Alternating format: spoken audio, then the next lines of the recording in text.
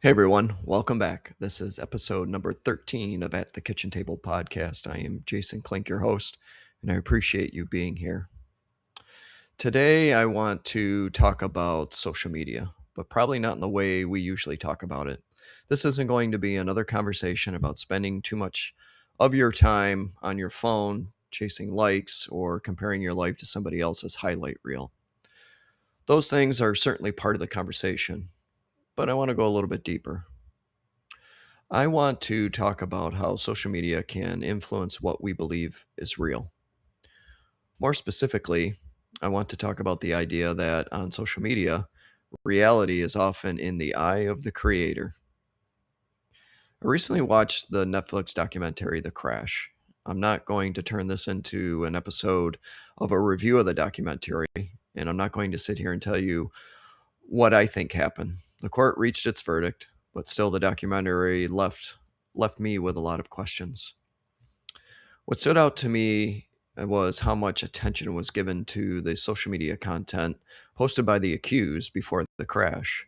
Videos, photographs, captions, and messages became pieces of a much larger story. People examined facial expressions, song choices, arguments, jokes, and other moments that had originally been posted online for an entirely different audience. Those posts were no longer being viewed as ordinary social media content. They were being examined as evidence of personality, motive, intent, and the nature of the relationships of the involved. As I watched, I kept coming back to one question: how much truth can we really find in someone's social media account? That question isn't about whether a specific person was guilty or innocent. It is about how confidently we believe we can understand another human being based on the content that person chose to create and publish. A video may be real in the sense that it actually happened. The people in it may be real. Their words may be real. The argument that they had may be real, but the video is still only a selected moment in time. It begins when someone presses record and ends when someone stops the recording, and usually reaches us after the creator has decided whether it should be edited, captioned, filtered, or posted at all.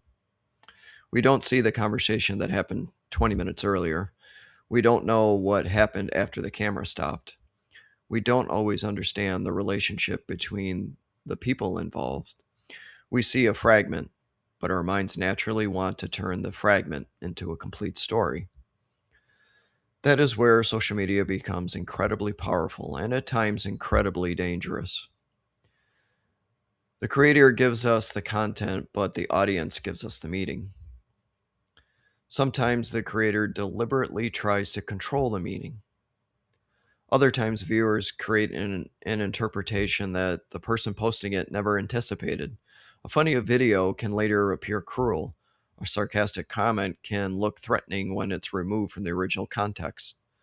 A happy photograph can be presented as evidence that someone lacked remorse, even though we may know nothing about what that person felt before or after the picture was taken. Context matters, but social media has trained us to continue to consume moments without much context. We watch 10 seconds and we believe that we have a relationship. We read a post and believe we know someone's character. We see one photograph and decide whether a person is happy, successful, selfish, dishonest, or struggling. I understand the power of social media because I have intentionally used it as part of my business. When I became a real estate agent in 2018, I recognized early that social media could become an important tool for building a successful real estate business. Real estate is a relationship business. People want to work with someone they recognize, understand, and trust. Social media gave me an opportunity to educate people, talk about the market, share listings, and allow potential clients to learn more about me before we ever even met. This is a legitimate and valuable use of technology. At the same time, I also understood that I was creating a public version of myself. That version may be honest, but it is still curated. I decide which photographs to post, I decide which stories to share, I decide which parts of my business, family, career, and daily life belong in the public. Most people do the same thing even when they don't think of themselves as content creators. Every post is a decision. When you post a picture from a family vacation, you are selecting one moment from that trip. The picture may show everybody smiling in front of the ocean. It probably doesn't show the argument about where to eat, the delayed flight, the lost suitcase, or the moment when everyone was tired and just ready to go home. The photograph isn't necessarily fake. The family may have genuinely been happy when it was taken, but it is entirely the reality, but it really isn't the entire reality of the vacation. For those of us who remember life before social media, being social meant something completely different. It usually required you leaving your house and physically being with other people. At the very least, it meant picking up the telephone and calling someone. You could hear their voice, you could notice when something sounded wrong.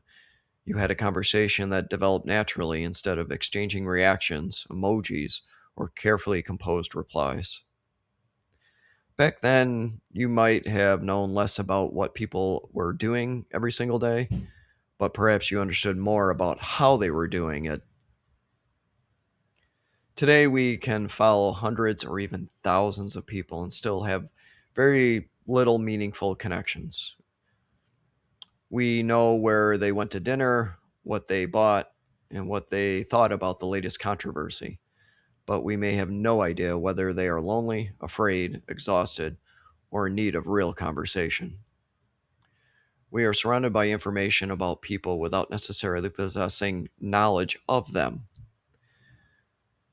There is a major difference between those two things. Social media can make us feel as though we have access to someone's life. In reality, we usually have access to the portion of that life they have chosen to publish.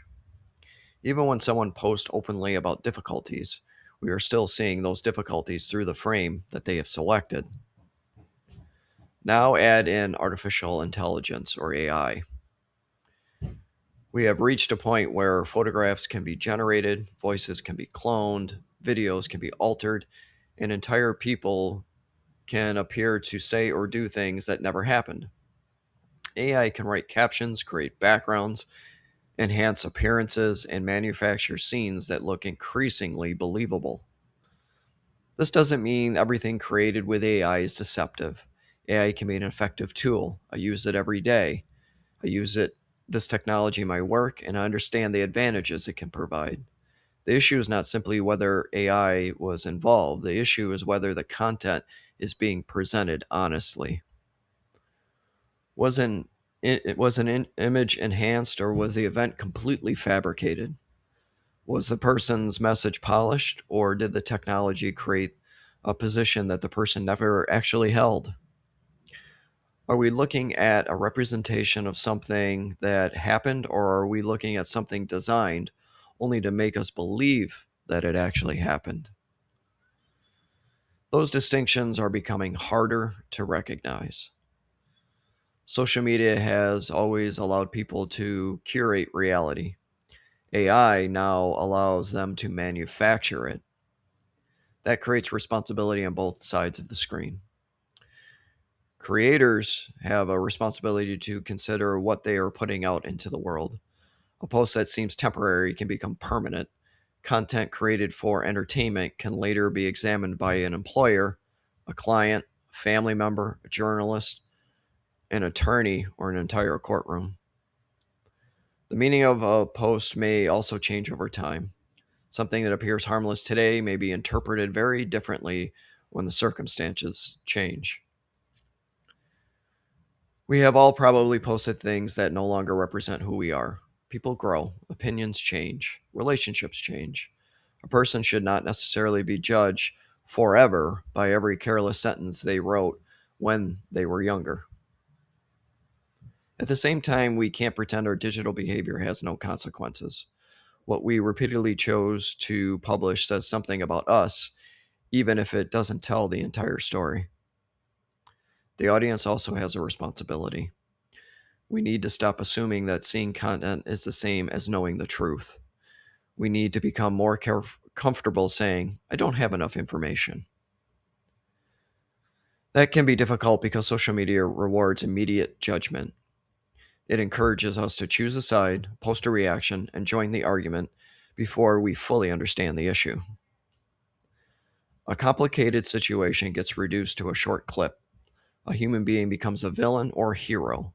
An accusation becomes a conviction in the court of public opinion before evidence has been tested or questions have been answered. Then the algorithm takes over. The more that we engage with one interpretation, the more content we receive supporting that interpretation. Before long, we may believe that everyone sees the situation the way we do because our feed keeps presenting the same opinion back to us. That isn't necessarily reality. It is a personalized version of reality built around what keeps us watching. So, how do we live responsibly in that environment? I don't think the answer is to abandon social media altogether. It has helped us build businesses, reconnect with family, discover communities, raise money for important causes, and share information during emergencies. It has real value. The answer may be to approach it with greater humility. Before judging someone for a video, ask what might be missing. Before sharing a claim, ask where it came from. Before comparing your life to somebody else's, remember that you are comparing your complete reality to their selected presentation.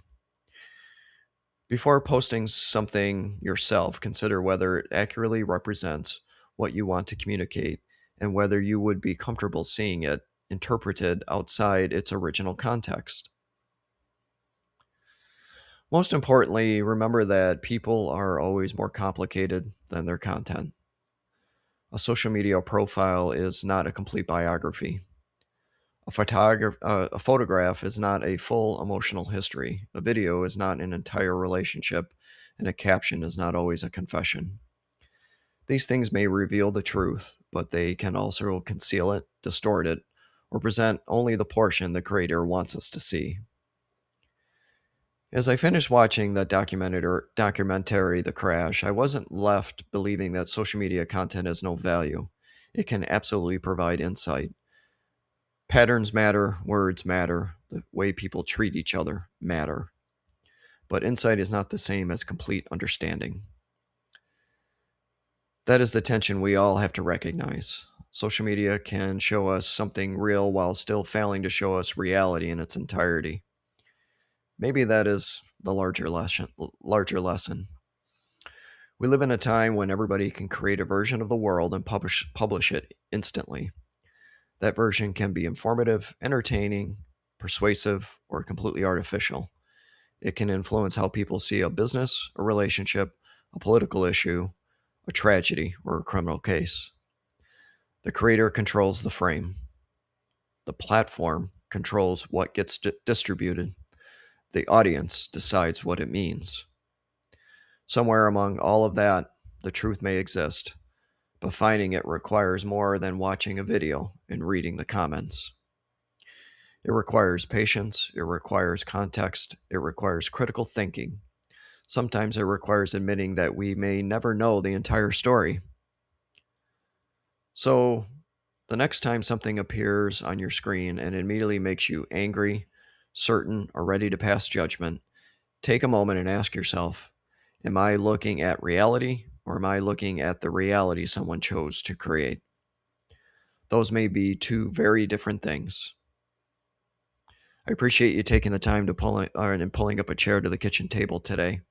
I would appreciate it if you drop a comment. Let me know what you think of these episodes. Let me know what you think of the context of this video that's been created for social media. And until next time, take care of yourselves, take care of each other, and have a great day.